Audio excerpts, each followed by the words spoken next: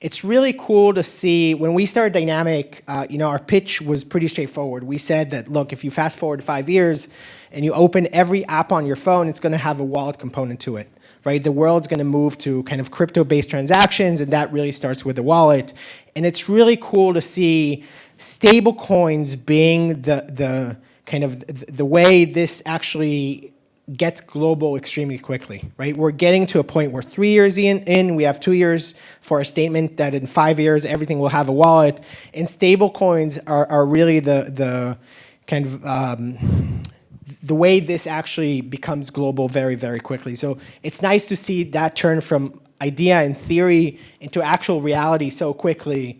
And it's really, really, really cool that it's everyone here who are builders, and we'll talk about stats in a second, actually get to experience this in their day-to-day kind of work and personal lives. Now, a couple key things, wouldn't be Founder if I don't shamelessly plug 2 products that we launched today, or a product and a website that we launched today. So first, we launched something called StableHub today.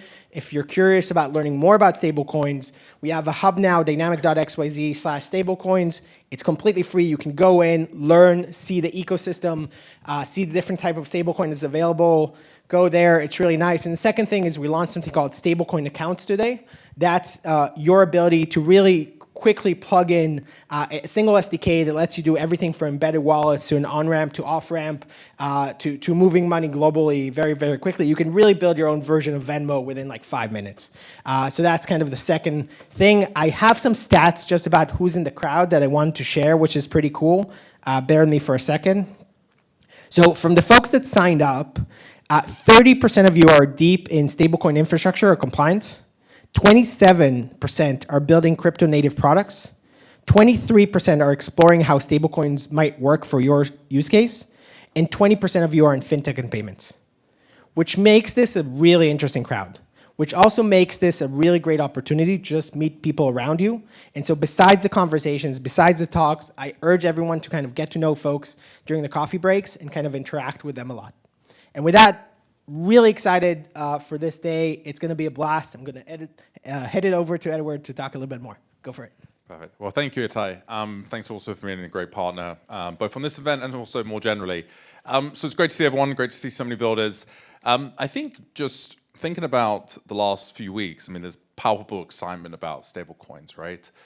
It's kind of ironic that now we check the share price of a stablecoin company as opposed to talking about the price of Bitcoin.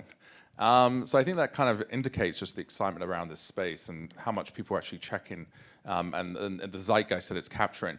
I think there's really a couple of points that I think the Genius Bill also opens up that I think today as builders we need to think through. So I think the Genius Bill is going to do a couple of things. The first is I think there's only going to be more stablecoins, right? There's going to be a fragmentation of ever more stablecoins. I think secondly, there's going to be more stablecoins on more chains.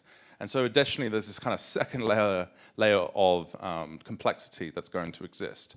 And so I'm saying all this because I think this opens up a lot of opportunity and is actually one of the elements of what zerohash does as its mission, which is abstracting away the complexity around many assets across many chains.